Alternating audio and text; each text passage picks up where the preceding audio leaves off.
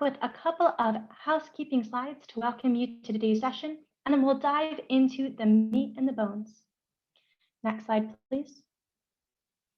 As always, interpretation in French and Spanish is available. You can access the interpretation by going to the bottom of your Zoom screen where you'll see the interpretation button. You can click that and select the language of your preference. Next slide, please. To mute the original English, please click the mute original audio and you will hear just the interpretation. Next slide, please. Throughout this session, please feel free to use the Q&A feature at the bottom of your screen to ask any questions about today's topic and presentations. For any IT issues, logistical issues, or for questions about the certificate of attendance, please feel free to use the chat feature and our ECHO team will respond to you accordingly. Next slide, please. This session is being recorded and your attendance in the session is consent to be recorded. Recordings will be shared after the session in English, French, and Spanish. A certificate of attendance is available through the University of New Mexico and will be provided via a link at the end of the session where you can enter the survey and then select the certificate. Next slide, please. Project ECHO does collect registration, participation, question and answer, chat comments, and poll responses as part of this program, and they do share it with us here at WHO. Your individual data is de-identified and will be kept confidential. This data is used to make reports, maps, communications, surveys, and other mechanisms to help us know how we can best support you. Next slide, please. This session and all of our other sessions are built from the two existing open WHO trainings. The first is on national deployment and vaccination planning, and that's intended for our national and subnational focal points. The second course is really intended for health workers to prepare them for COVID-19 vaccination. We have also recently launched a third course that provides COVID-19 vaccine specific information for each of the vaccines that receive emergency use listing. For all of these resources and more, you can visit our COVID-19 Vaccine Introduction Toolkit, which is a one-stop shop for guidance, tools, and trainings. Next slide, please.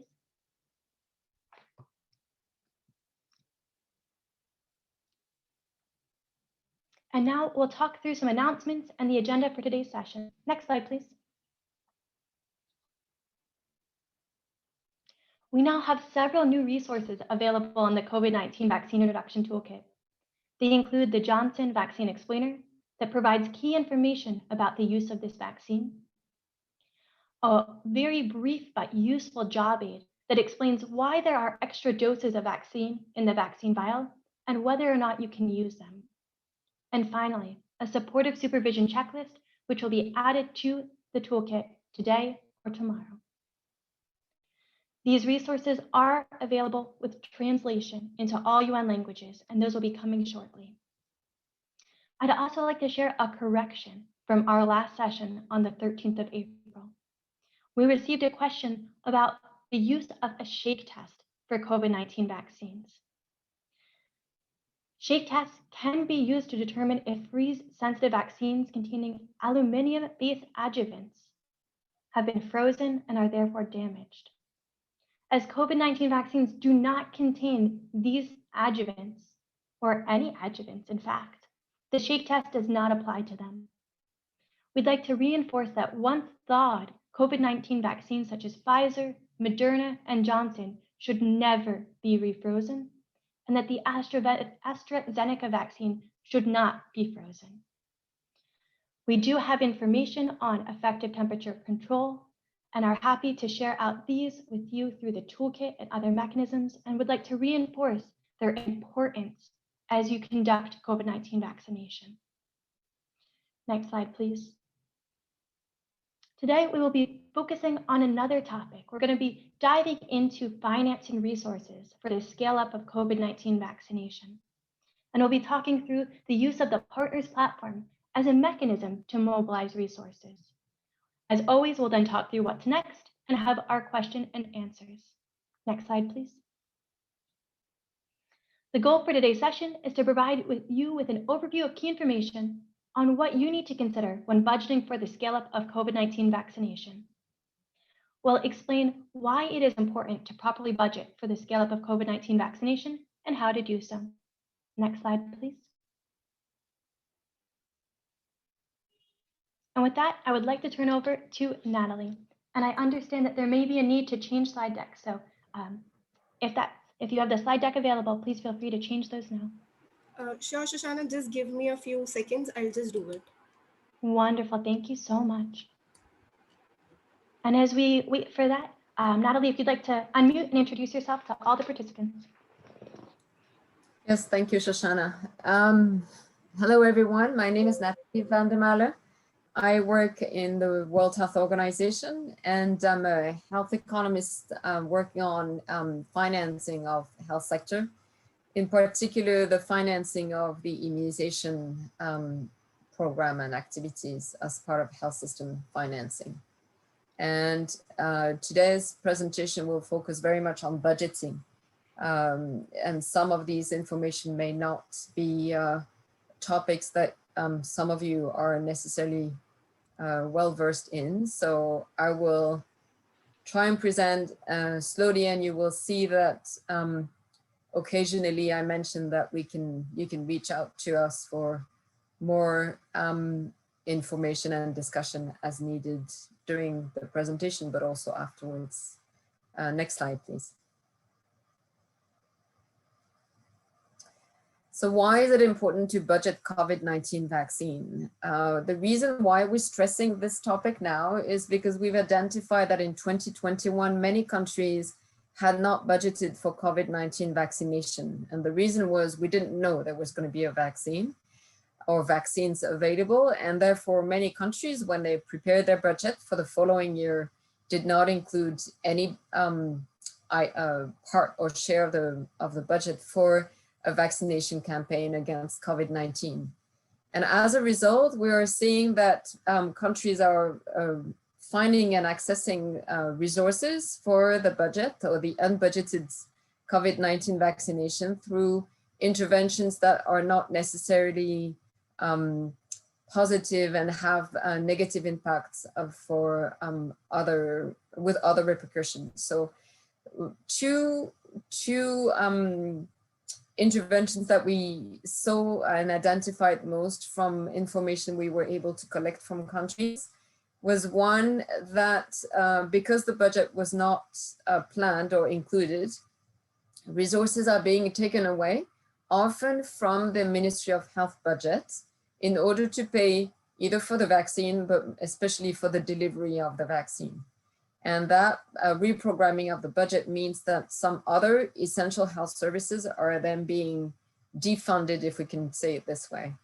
Other cases, we see that countries need to rapidly access grants or loans. Grants do not necessarily have a lot of negative repercussion because they don't need to be paid back with interest or low interest.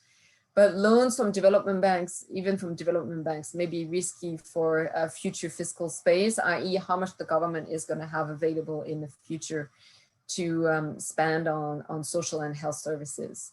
We've seen one country, so far we've identified one country that raised taxes. They went through raising social health insurance premiums. And we also identified countries where the households were being charged at point of service to pay for the vaccine. And so my question to you, which will be posed at the end of my presentation through a survey, is do you know how your country was able to fund the COVID-19 vaccine rollout this year?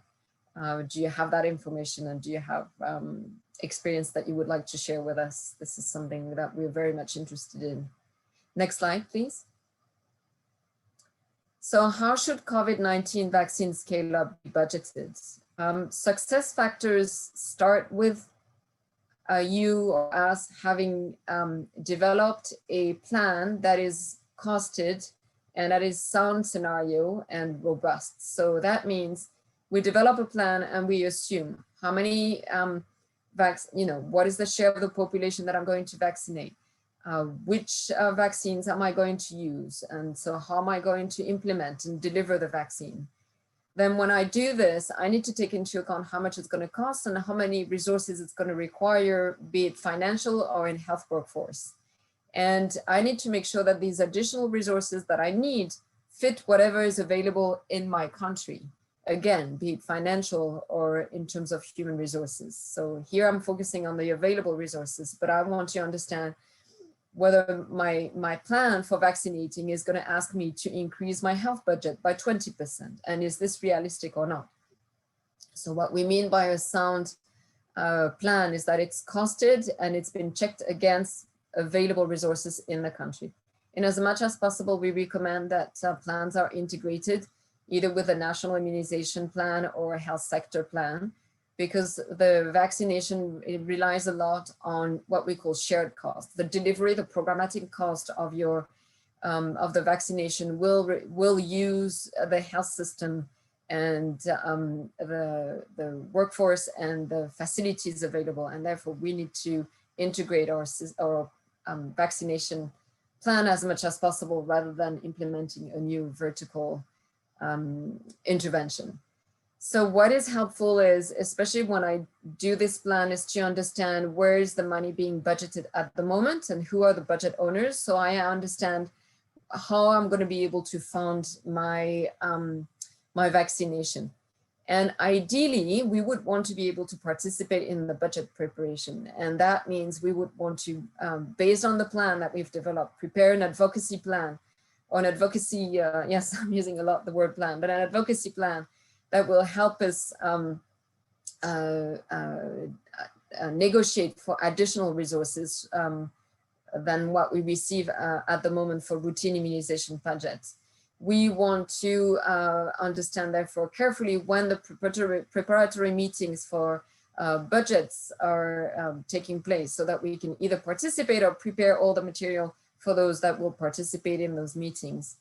And COVID-19, we need to remember when we prepare this advocacy and when we will be asking for additional resources, we need to remember that COVID-19 is as much a health intervention as an economic intervention. So it means that we need to make sure the Ministry of Health, when we negotiated that it is not just the Ministry of Health asking for more money, but the Ministry of Finance and the Ministry of the Economy needs to see it as being advantageous for the economy of the country. And any costs for vaccines or investments need to be additional to the health budget again. Next slide, please. So what is important, and here's remember and check, and I'm getting into maybe a realm that, of statistics that you don't necessarily deal with on a daily basis, but it's important for you to understand how your economy has been hit by the global recession or downturn that we're seeing. Is your GDP has decreased, your government revenues has it decreased?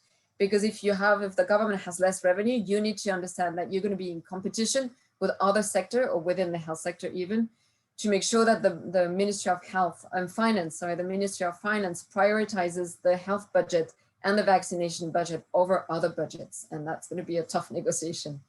The health budgets, you can have that information also, that the health budget may have been deprioritized in recent years. So now is also an opportunity to say, well, we need more money because of COVID, and we need more money because you see what happens when we don't invest in health, and you've been deprioritizing health, and we can see that in several countries. Also, forget the yet, but you need to look at the debt service cancellation that would increase the government's fiscal space. So while we see that there's been a lot of impact economically, we also hear that the IMF and other bilaterals are making an effort to try to either cancel the debt service or reprogram the debt service. And as a result, va-t'en tout de suite, sorry. As a result, the governments will have freed up resources, and that extra resources that the government may have access to, you really need to advocate for it, for the vaccine, as well as programmatic expenditure. Very often we think that the budget is, oh, I'm going to buy vaccines against COVID, and then I'll just roll out my plan. But rolling out and delivering the vaccine requires resources, and we need to plan and require and expect, and ask for resources for that part especially.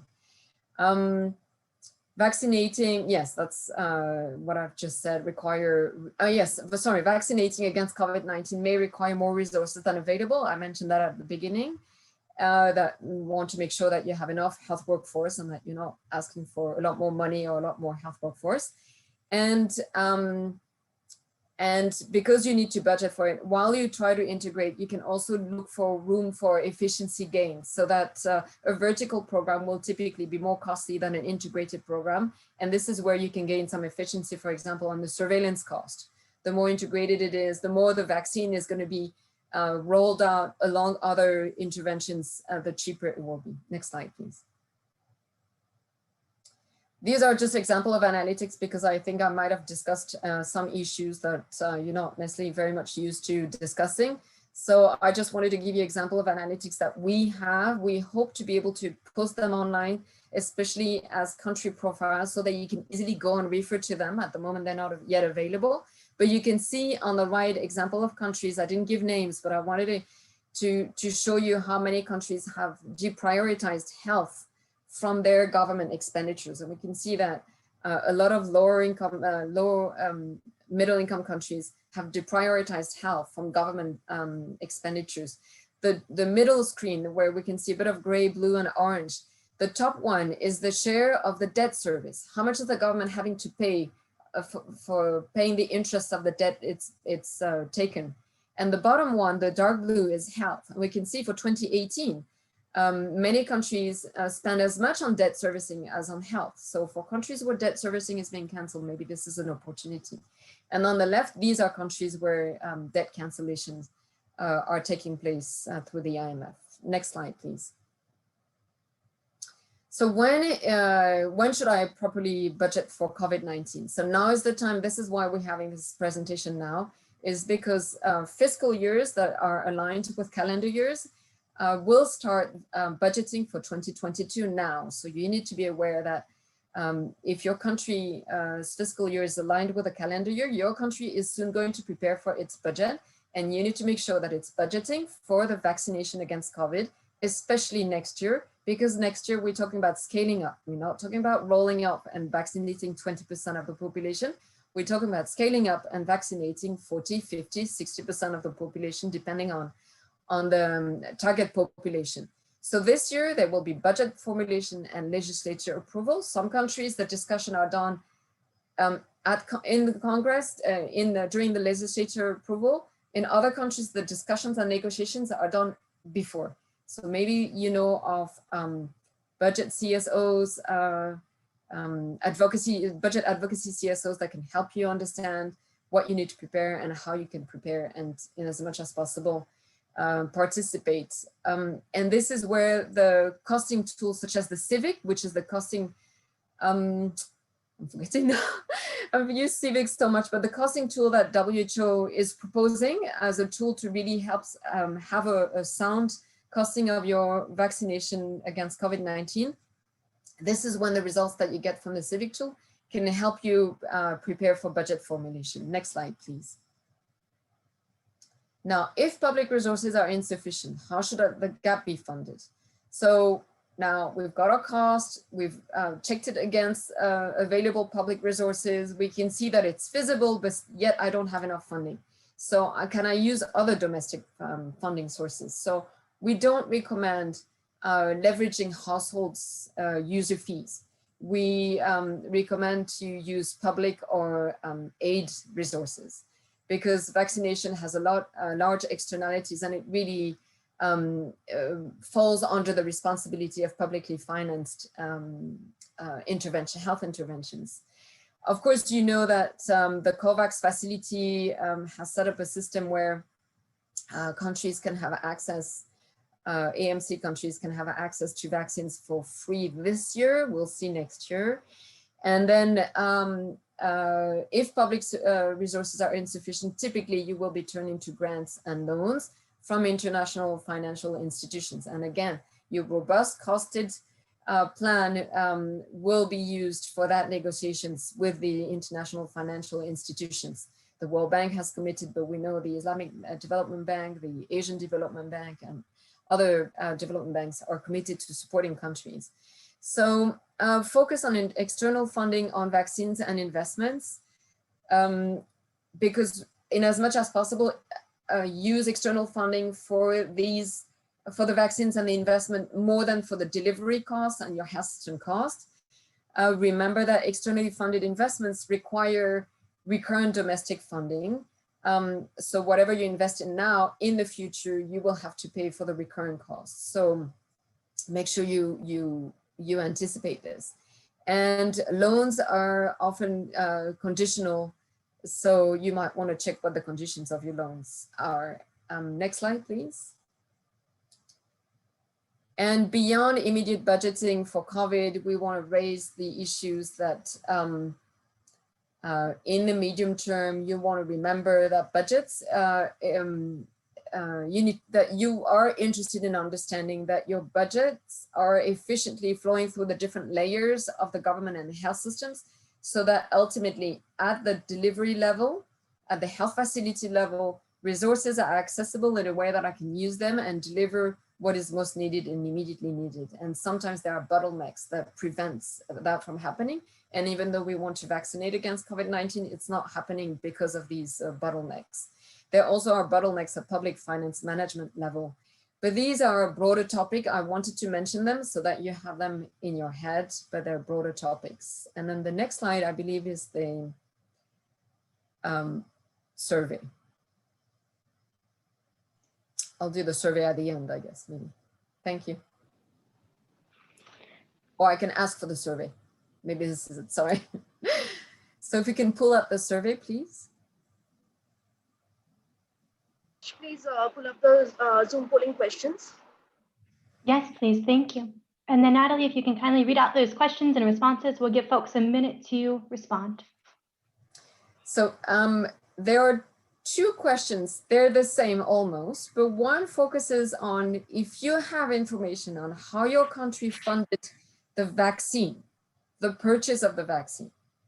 Was it funded or paid with the newly generated domestic public resources, such as through new taxes? Was it funded through reprogrammed domestic public resources? Do you know if your country took out a grant or a loan in order to pay for the vaccine? And the COVAX vaccine, for example, would fall under the grant. And, or am I not aware? And the same questions are being asked for the delivery parts. So not only do I need to buy the vaccines, but then I need to make sure that I can roll out my vaccination. And for that purpose, again, do you know if your country was able to mobilize new resources? Because we know it's an extra cost. Has it reprogrammed domestic resources? Did it take out a grant or a loan in order to pay for this extra cost of this extra intervention? Or did it raise fees at point of service? Or maybe you're not aware. And I'm giving time for you to answer. Survey. Wonderful. So if our participants can go ahead and fill in the responses to these two questions, you can select more than one response. We'll give you a minute to do that, and then we will close this and share the responses, and Natalie will give you that overview of the key findings.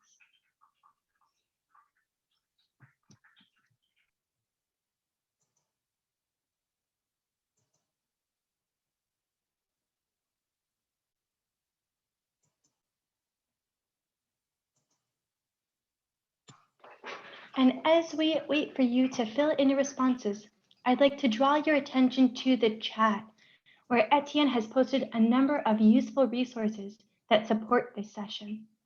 Please feel free to access those resources. It's available for you in English, French, and Spanish. Okay, our Echo India team, can we go ahead and close out the poll and share the results?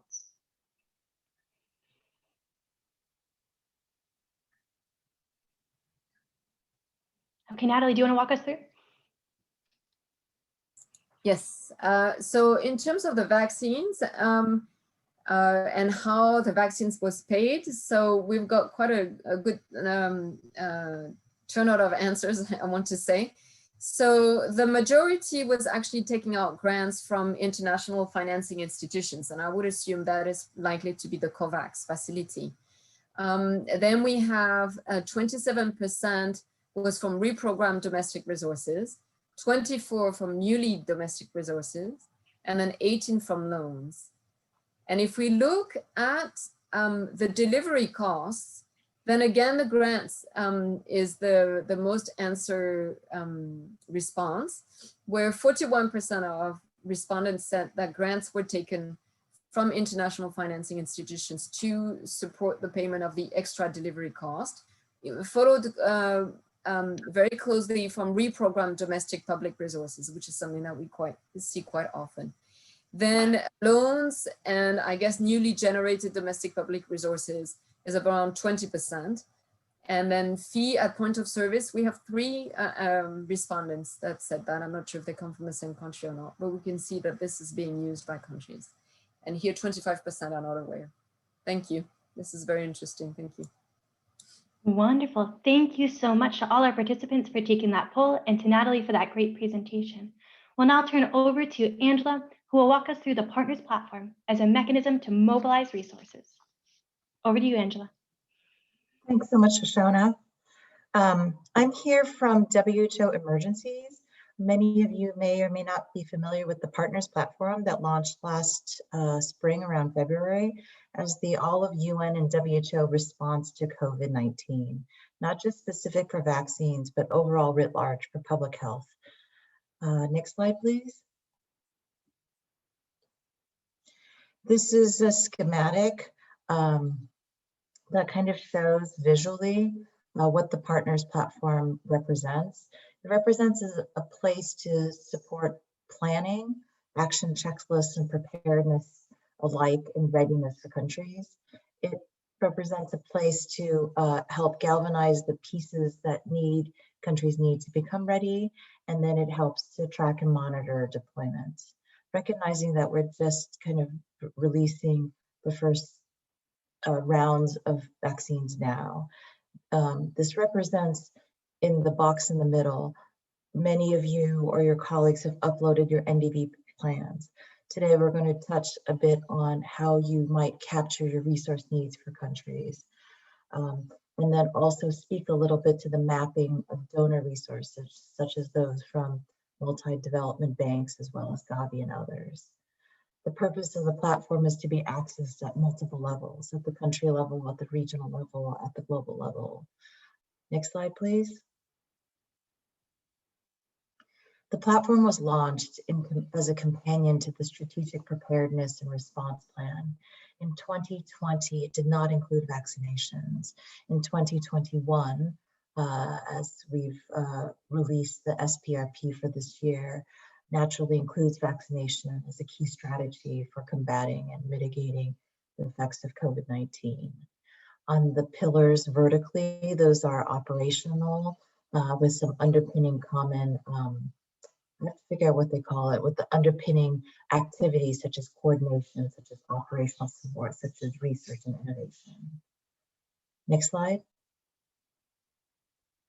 For those of you who have been on the platform, this map should be familiar. Those who haven't, this kind of gives an overview of a table of contents, if you will, of the SPRP, where you move generally from the left side towards the right side. Left side being coordination and planning, the second step in terms of steps you need to do to prepare for service delivery, training, supportive supervision, regulatory dossiers and things like that, or approvals. And the third, where we are in green, is initiating and evaluating COVID-19 vaccine deployment. When you go onto the platform, if you hover over the boxes, for example, if you hover over 3A, it gives you an updated list that gets updated weekly on vaccination launch dates so that you can see when various countries launched. If you hover over 1A, it takes you to the WHO website on COVID-19 disease burden, which also has a specific module on vaccines, the product. If you wanted to take a look at the case counts in a specific country, it takes you directly there. The box that is dotted is active items for country action. Countries uploaded their NDBP in this 1C box, if you will.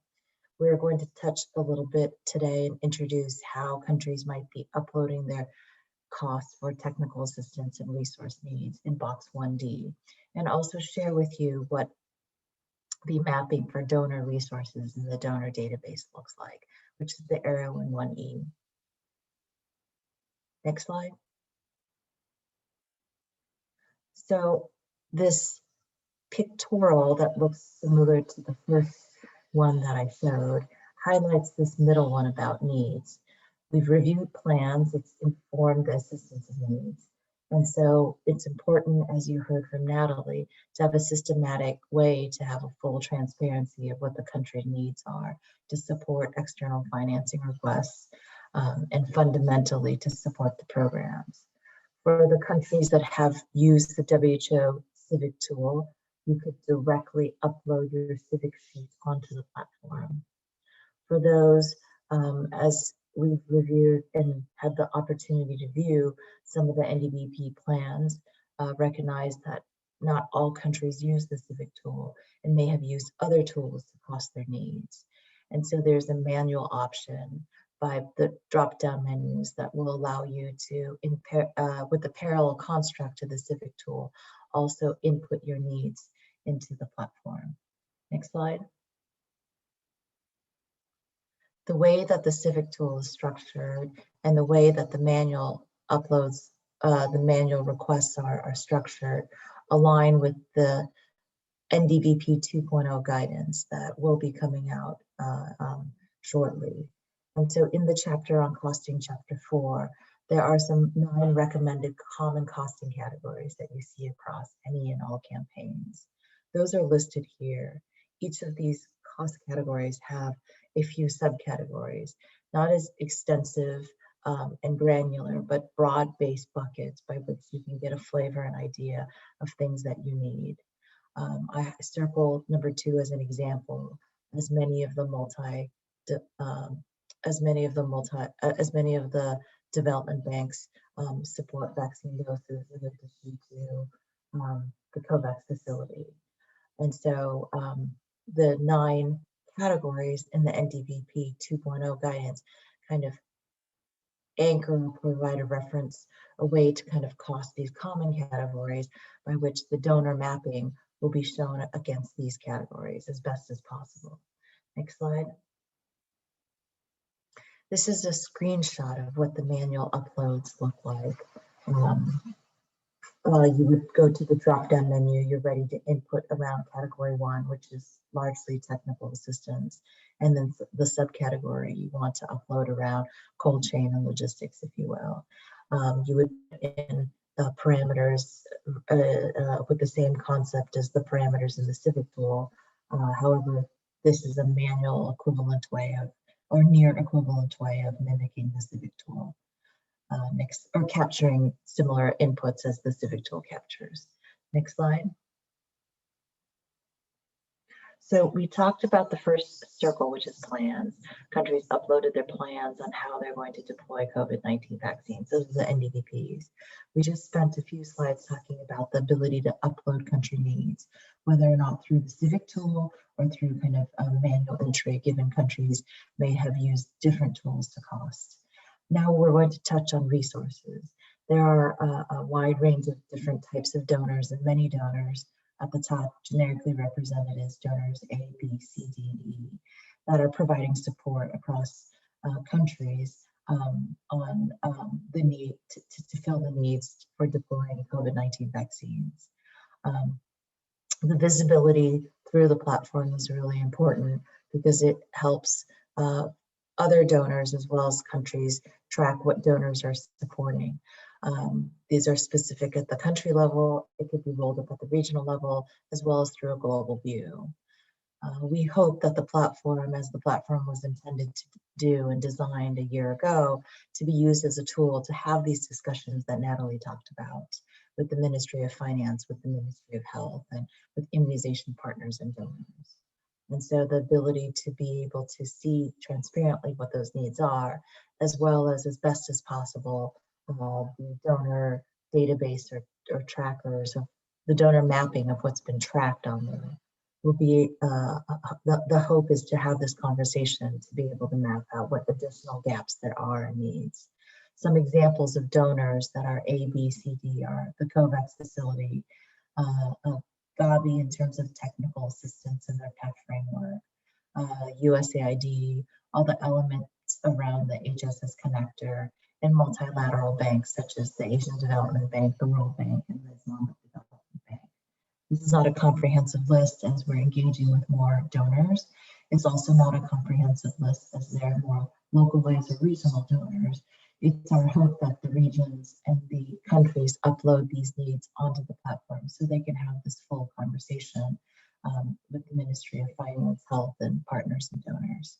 So the more you use the platform, the more useful it can be. The more data that is on there, the more utility there is to be able to give you a global view.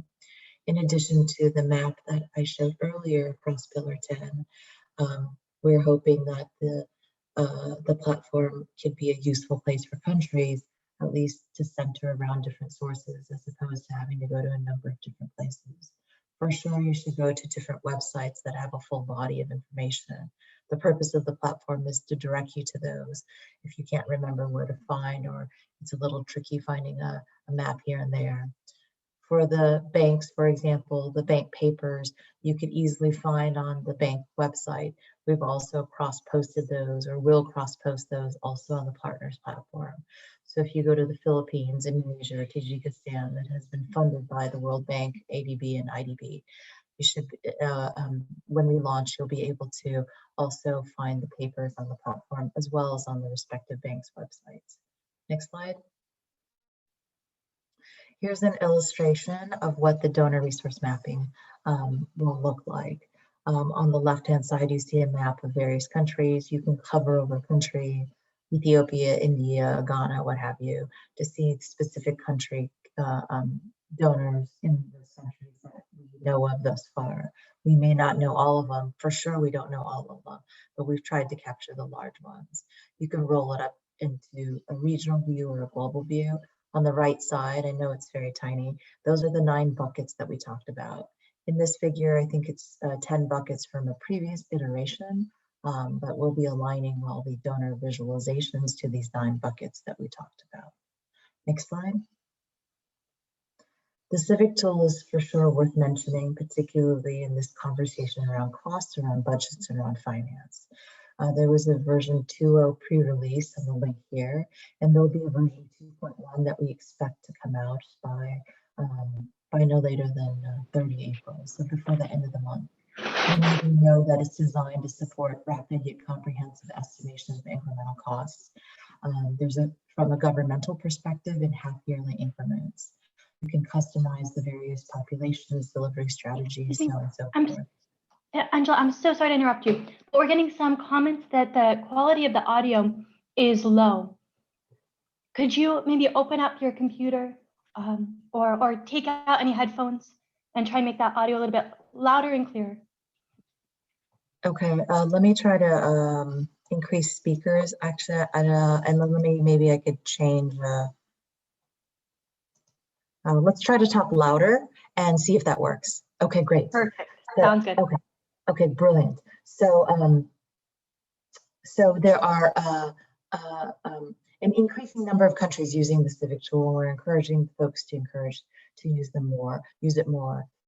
If you as you invest in filling out the Civic Tool, the platform will let you do an upload, which countries may find more amenable than doing the manual inputs.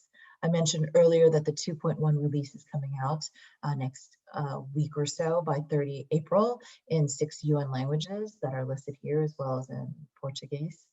There will be a promotional video as well as a country survey on country costing experience.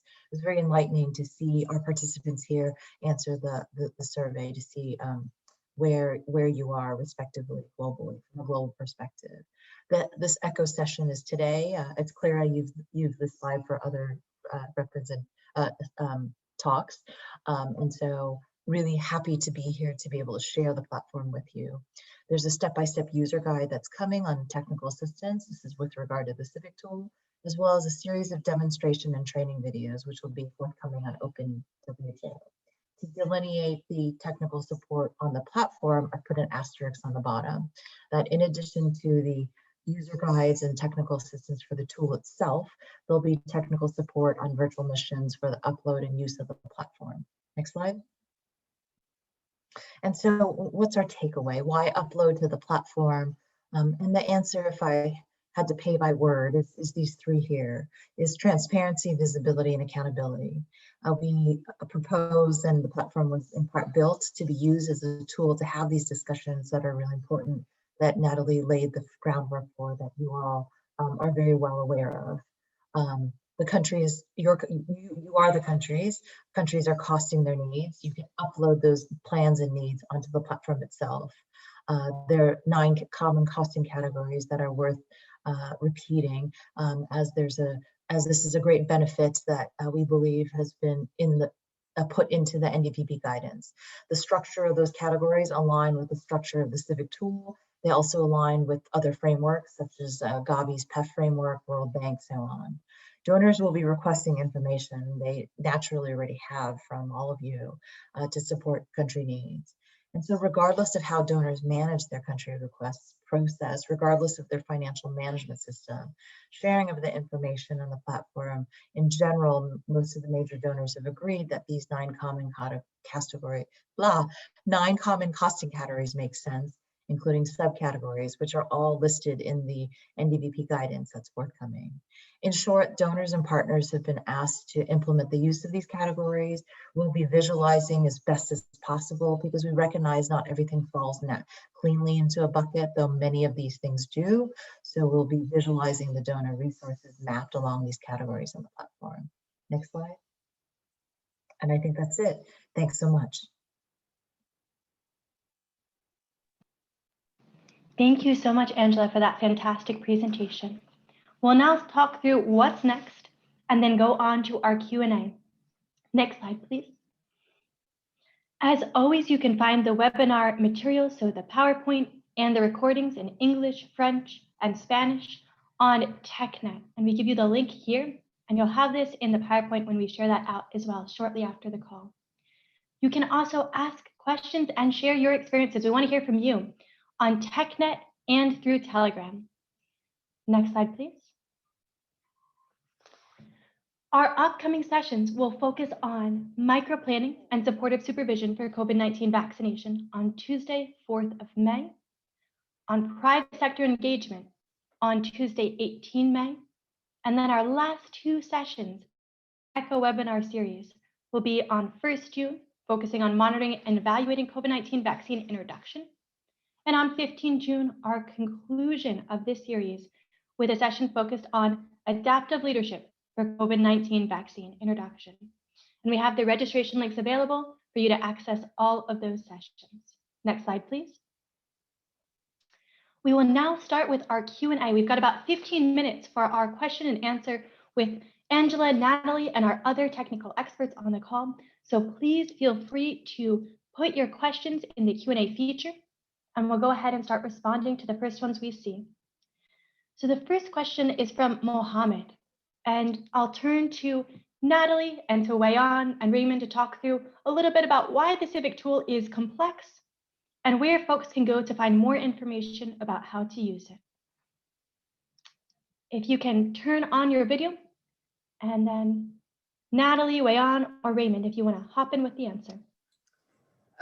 This is Natalie. I'm happy to answer, but I think we have more expert colleagues who can really explain that there are new versions who help simplify, and that it's very much a pre-populated tool that might appear more scary than it is. But maybe Raymond, I saw you answered some of the civic questions. If you're online, that would be great. Thank you. Yeah.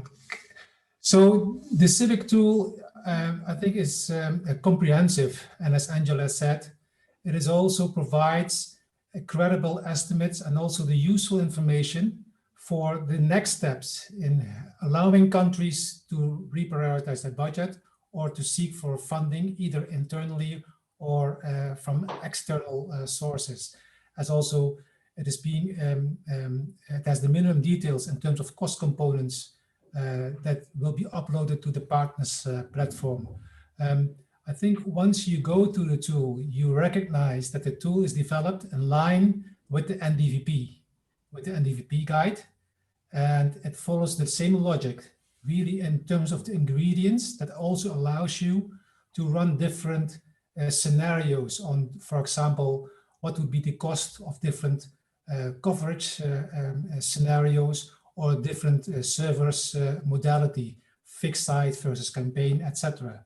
So I would rather say it's not complex, but more comprehensive in order to have a credible cost estimate coming out of this and useful for next steps in terms of budgeting and financing. I hope I answered your question. Thank you. Wonderful. Many thanks, Ruben. And where can we point folks so they can find more information? I know, for example, on the COVID-19 vaccine introduction toolkit, there are trainings available to help guide folks through what is the Civic and how they can use it. Do you guys have other resources that you're planning or have already available? Maybe I'll turn to Karine to talk through some of those resources you guys are planning or which may already be available. Karine, over to you. Okay, so currently we are supporting country on the use of Civic, and also we have the global training previously, also the recording already in the web. Sorry that my camera is not very good today. Maybe I turn it off now. And also we now have an echo. And then maybe later we may also have some more. We open the debate show. We will also provide a detailed guide through of the Civic. So as mentioned by Natalie and Angela, we will have the latest version, version 2.1, with some new features. Then we'll go through in the open debate show later, so that people and countries can go through the modules and then can learn the Civic.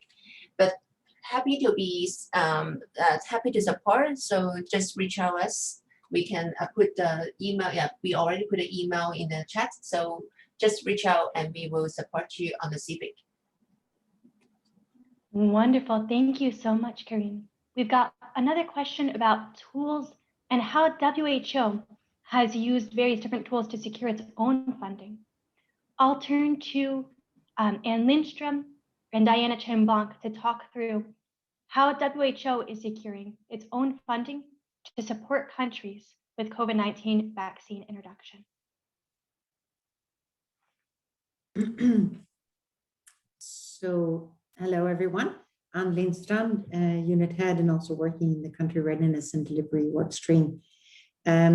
So the securing of the own funding is done for WHO support to countries is done in multiple segues. You know, the first one was Gavi funding, who was coming out to both HQ, regional offices, and country offices, in a quite substantial support for the AMC 92, but also the 35 beyond the Gavi, so including the 5 beyond the Gavi countries.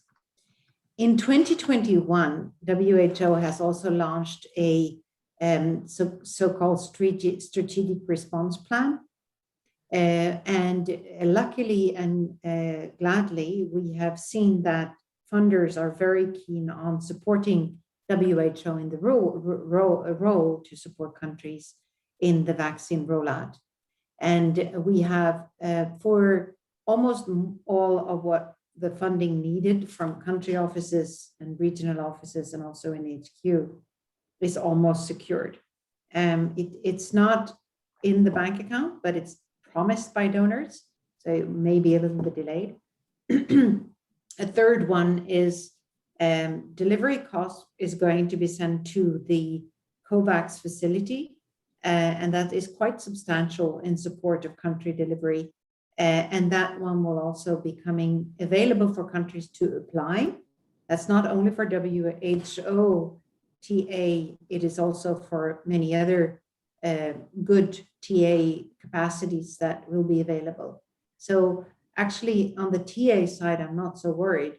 I'm more worried what Natalie was talking about before, that the operational costs will actually be in country when the bigger volumes of vaccines will be there. by Q3, Q4. And that's why the partner platform hopefully will be a good way to get visibility and coordination to support any countries who have difficulties in getting the operational funding out.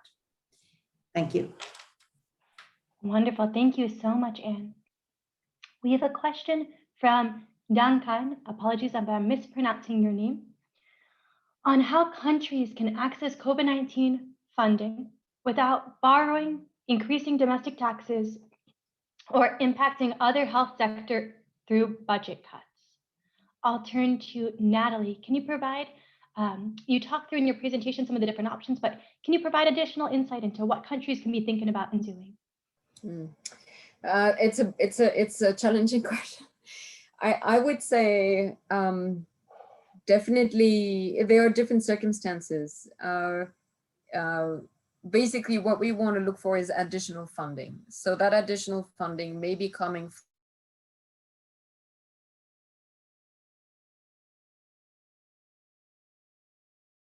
from you because there's an effort to reprogram.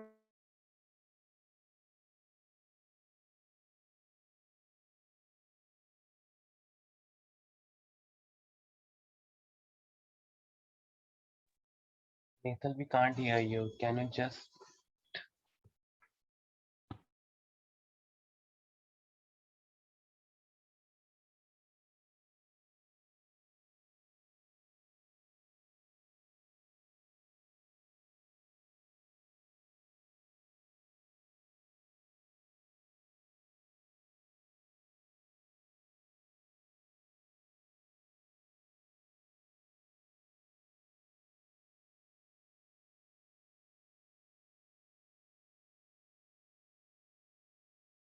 Vaccines because the production is a little bit delayed compared to what we had expected, but those vaccines are available. After the 20%, I think that will be another discussion, and I don't have visibility yet.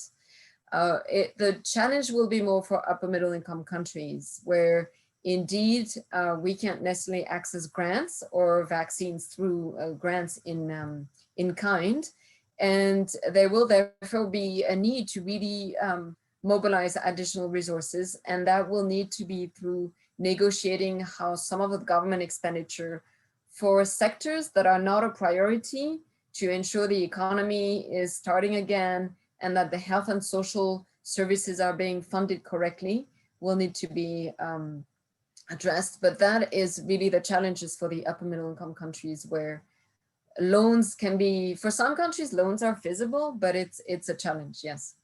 I don't have an answer. Wonderful. Thanks, Natalie, for answering a really difficult question. There's no magic bullets, as we like to say. We now have a question about vaccine safety monitoring, and I'd like to point folks again to that TechNet resource page where we have all the recordings and slides from our past sessions. So Etienne has shared the link to where you can access those.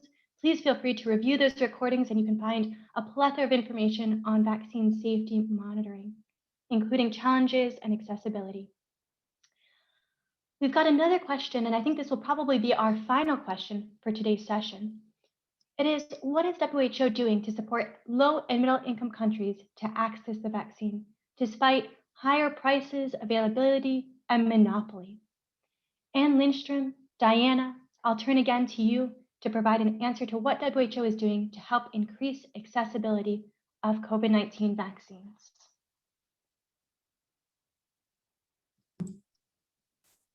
So I'm Diana, should you or I take it? You can go ahead and I'll join in. Well, the accessibility is also dependent on the global vaccine market. And there are a few difficult considerations at the moment with the global supply, as you know very well. There is more demand for these vaccines than there is supply. And there is a competition on the global market of who will get access to the different vaccines. COVAX has assured doses, but we are also in COVAX on export licensing, regulatory approvals, the INL, the indemnification liability authorization of countries, etc.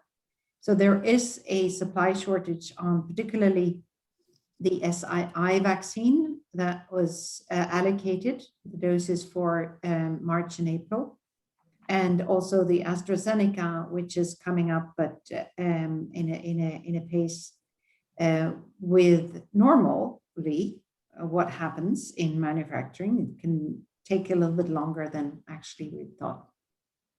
So there's a lot of discussions going on with different high-income countries to be able to access more doses in donations to add to the portfolio of COVAX. There is, and it is looking brighter. There are more countries that would be interested in having a sharing doses with donations with the COVAX countries. No signed deal yet, but a breakthrough in advances. There is also, of course, a very steady work on the approval on the PQEUL of the other vaccines. So the next one's coming up is Sinovac and Sinopharm in end of April. And those will also be able to be additions to the COVAX portfolio. And after that, it's Gamaleya and some others as well. And Novavax a little bit later. The J&J vaccine, as you know, was EUL approved not long ago, and it will be part of the COVAX portfolio and the next round of allocation, which hasn't been decided the date exactly yet, but it's also imminent. Something to add there, Diana? No, so I think Anne summarized it well. So just anybody who doesn't know me, I'm Diana Chang-Blanc. I work in Anne's team in EPI. So I think Anne's well described kind of the macro picture in terms of access and what global platforms are in place to try to accelerate introduction in countries. And then on the more micro level is working with countries on their strategic planning with respect to the prioritization of their populations. And the trade-offs they have to evaluate in terms of in the context of short supply to distribute and deploy those vaccines in the most equitable manner possible across the different populations. So trying to work with countries on the decision-making processes they make with their national technical advisory groups and their immunization programs to prioritize those populations that are highest at risk of COVID. And this includes working with countries that have humanitarian constraints or vulnerable populations that we want to make sure are not neglected in the vaccine deployment. Thanks. Wonderful. Thank you so much, Anne and Diana, for those really helpful responses. With this, I'd like to conclude our session with many thanks to Natalie and Angela for their wonderful presentations, to all of our participants for their fantastic questions, and all of our experts for their responses, to our interpreters for their, as always, fabulous interpretation. And we look forward to seeing all of our participants. We appreciate every week when you come join us. We look forward to having you at our next session. Our next session will not happen next Tuesday, but will instead be on the 4th of May, so in 2 weeks. With that, I would like to say thanks to all and have a wonderful rest of your morning, afternoon, or evening.